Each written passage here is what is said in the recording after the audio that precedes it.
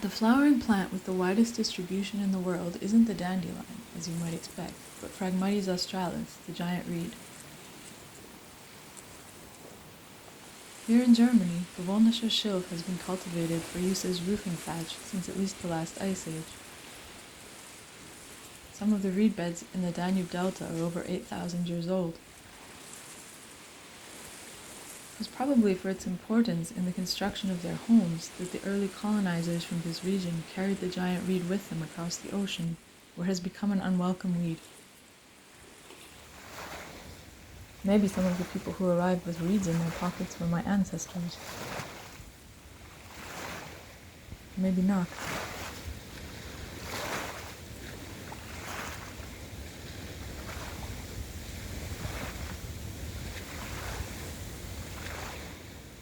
Giant reeds spread by seeds and rhizomes. It doesn't help to pull them out. Even the smallest fragment can take root. In Germany, where Gewöhnlicher Schilf is not invasive, the reeds have been kept in check by generations of constant harvesting.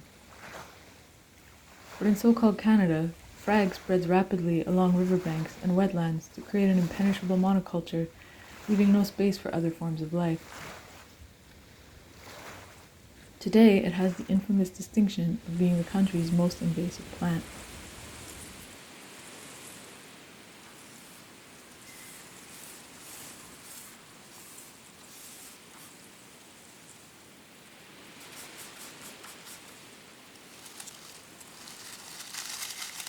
The reeds are not a metaphor. The reeds are real.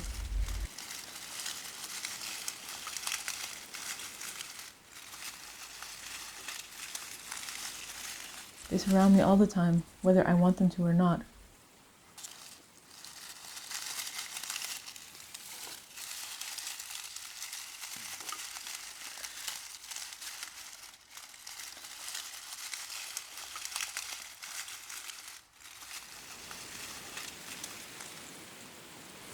Either way, here they are. Either way, here we are together.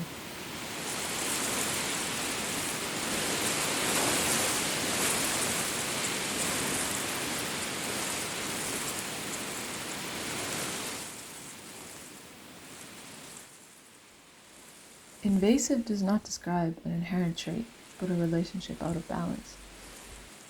This is true for plants, ideas, communication patterns, and how we transport all of these between worlds. Which relations turn one worldview, one pattern of communication into a monoculture that crowds others out, and which build homes of interwoven connection?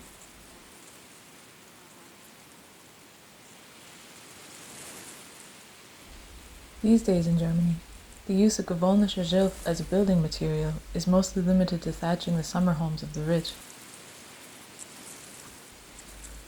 Today, it is more likely to be conscripted into the service of wastewater management and projects promising green capitalist visions of progress and sustainability than to be coaxed by its human neighbors as it once was into the shape of home.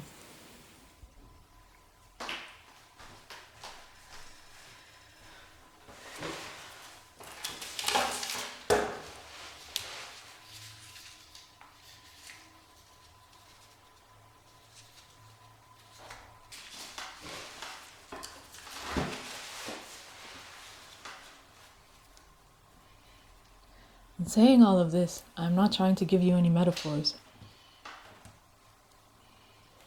The translations I am making are imperfect and violent, because all translation is imperfect and violent.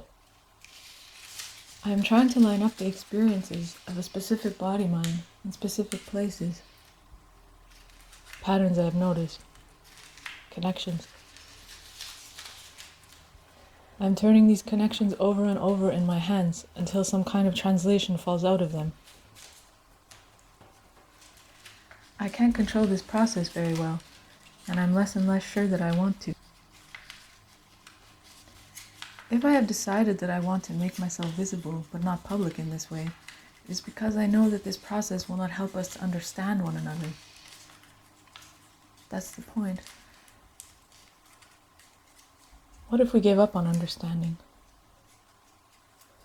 What if we started not from the hope or the expectation of ever fully knowing one another or our worlds, but from the certainty of that impossibility? Could we view the space between us not as a manifestation of an unresolvable estrangement, but the expression of an elementary entanglement?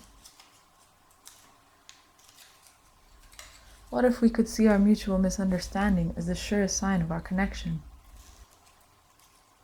What relationships might we build on those terms? The reeds are not a metaphor. The reeds are real. They surround me all the time. Among them, I am not lost. I am home.